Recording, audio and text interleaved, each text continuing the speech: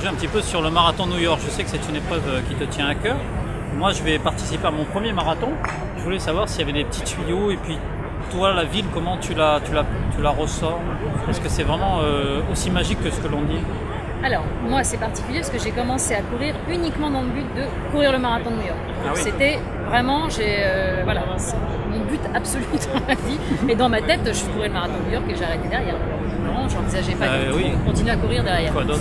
Et en fait, New York, c'est un marathon qui est à part. Parce que j'ai toujours dit ça, mais c'est le marathon des New-Yorkais. C'est pas le marathon d'une destination. Le parcours, on va pas se mentir, je le dis souvent, mais c'est vrai, ça n'a pas un intérêt phénoménal au niveau touristique. Il vaut mieux aller faire le SMI de New York au mois de mars, qui là est vraiment reste dans le centre.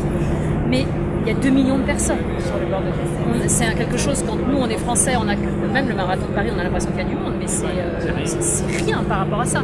L'entrée dans Central Park, moi la première fois que je l'ai couru, j'étais en larmes dans Central Park, j'avais l'impression d'être Paula Radcliffe alors que j'arrivais en 4 heures. Donc les gens sont vraiment très démonstratifs, il y a une ambiance, tous les New-Yorkais sont dehors, vont passer 8 heures à attendre le dernier marathonien et l'encourager comme le premier. Donc c'est vrai que c'est vraiment quelque chose qui est à part.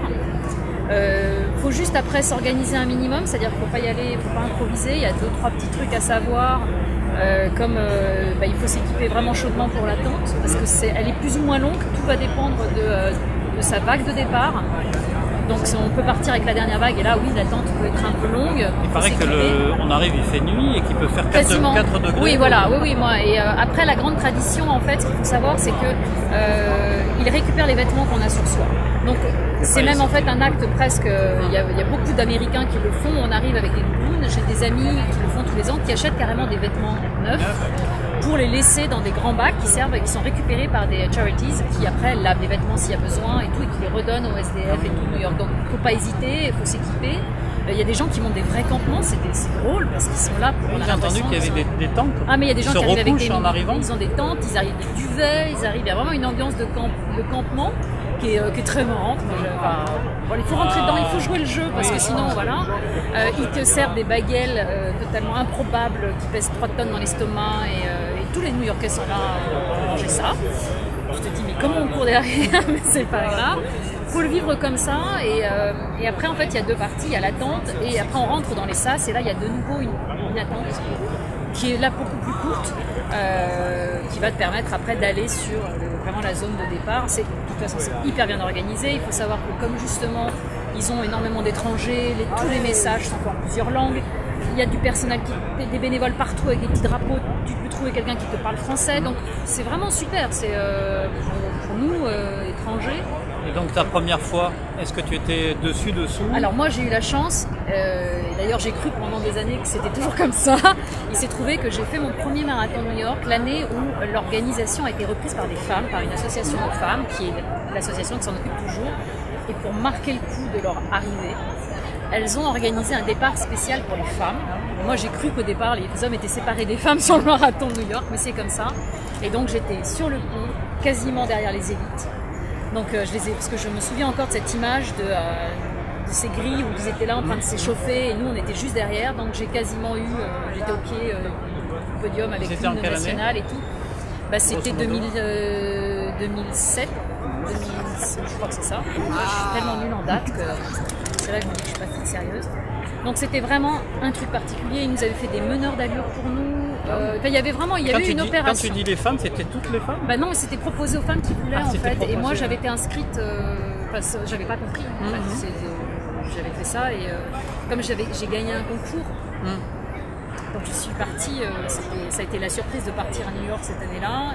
Ça t'a pas mis la pression d'être devant avec les élites? En fait non, j'étais tellement, j'ai pas compris, moi ça a été très drôle parce que j'ai eu l'impression de revivre la parisienne mais en marathon en fait, on était qu'entre filles. Et donc il y a un moment où on récupère la vague, les verts qui sont ceux qui sont sous le pont. Et donc tout d'un coup on a eu les garçons qui sont arrivés, on a vraiment eu ce sentiment.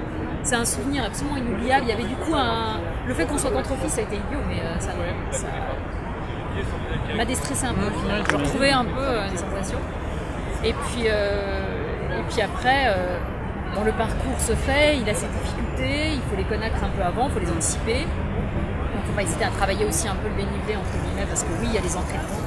Le premier passe bien, le deuxième ça va, le troisième tu te dis que tu vas mourir. Donc, mais bon, après il se passe et il y a les faux plats dans Central Park. Ils sont pas non plus insurmontables, hein, mais ils existent. Voilà. Ouais, c'est ça, et puis il y a la fatigue. Il y a la fatigue et tout, et puis, mais si on anticipe, voilà. Est-ce que tu penses que c'est un parcours qui se prête au record? Je pense que non, d'après ta question, mais est-ce qu'il vaut mieux pas y aller pour profiter un petit peu? Moi je ne conçois pas New York, enfin je ne conçois pas d'aller au marathon de New York sans en profiter. Après chacun fait comme il veut, j'ai pas de jugement, mais moi j'ai besoin de faire New York en regardant. En profitant, en tapant dans les mains des enfants, en allant, il y a des gospels, il y a des tambours coréens, il y a tout ça. Si tu fais, le problème c'est qu'on sait, je le sais très bien, si tu fais avec un objectif de temps, tu avais le nez sur ton chrono quand même, tu regardes les temps de passage, tu regardes pas ce qui se passe. Alors soit tu es vraiment très très doué, tu as un niveau tel que tu peux faire un super temps, mais tu passes à côté de la magie de New York en soi. Je pense que tu te gâches les jours auparavant et après. Voilà, exactement. Donc moi je ne le conçois pas comme ça. Je peux comprendre qu'on ait envie de faire quelque chose. Après, il se trouve que moi j'ai battu mon premier record sur New York parce que je venais juste de débuter le marathon et j'essayais désespérément de passer sous les 4 heures. Et il se trouve que je suis passée sous les 4 heures à New York avec une aisance qui est toujours... moi j'ai pas vu les difficultés, il a fallu que j'y retourne une deuxième fois pour voir qu'il y avait des difficultés. Tu l'as battu de combien? Je l'ai battu plus de 20 minutes en fait, parce que j'étais au 4h05 et j'ai fait un 4h40. 3h48, ouais. Ah oui, attends. Quelque chose comme ça, non, j'avais un 4h10 ou un truc comme ça. Une vingtaine de minutes. J'avais une vingtaine de minutes, donc, et vraiment avec une aisance... j'ai pas un souvenir, vraiment, j'ai vraiment vécu ça dans un... Donc c'est possible. Record sans s'en apercevoir. Voilà, oui. C'est possible. Je l'avais vraiment préparé. Ça m'arrive très rarement, je le reconnais. Celui-là était quand même vraiment préparé, mais j'en ai profité. J'ai vu les gens et tout, et voilà. Et après, j'y suis retournée. J'ai eu la chance d'y retourner. Et là, je l'ai fait aussi avec une caméra à la main, parce que faut y aller comme ça aussi. C'est quand même, c'est exceptionnel.